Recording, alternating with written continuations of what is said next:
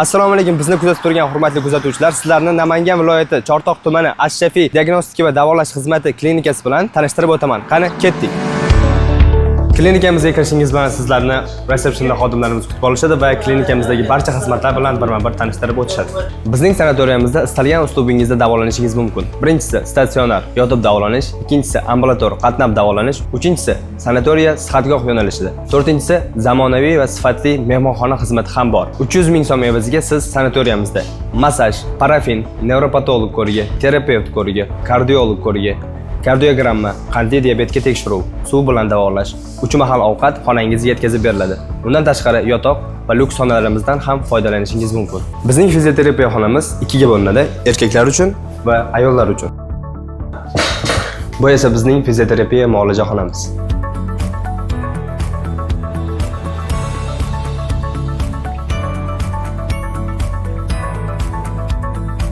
Bu xonamiz esa Nugavest xonasi bo'lib, bu yerdagi apparatlar Janubiy Koreyadan keltirilgan va bemorlardagi bo'g'imdagi og'riqlar, shamollash, asab tizimidagi muammolar va qon aylanishini yaxshilaydi va umurtqa pog'onasidagi barcha kasalliklarga davo bo'la oladi. Bu texnikamiz esa limfodrenaj Janubiy Koreyadan keltirilgan, oyoqdagi qon tomirlarini kengaytirgan holda oyoqdagi qon aylanishini yaxshilaydi. Bizning klinikamizda massaj, ya'ni uqalash, inson tanasini davolash va kasalliklarni oldini olishga yordam beradigan fizioterapiya usullaridan biri.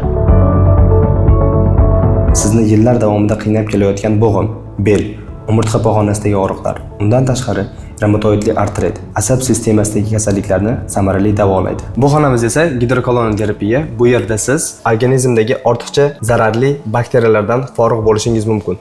Bundan tashqari ushbu muolaja quyidagi kasalliklarda samarali natija beradi. Surunkali bosh og'rig'i, immunitetni tushib ketishi, qandli diabetda, husnbuzarlarni yo'qotishda, bolalarda gijja muammosi kuzatilganda, ortiqcha vaznda, ishtahasizlikda, ichakdagi shlaklarni tozalashda, qabziyatda. Klinikamiz 240 kishiga mo'ljallangan.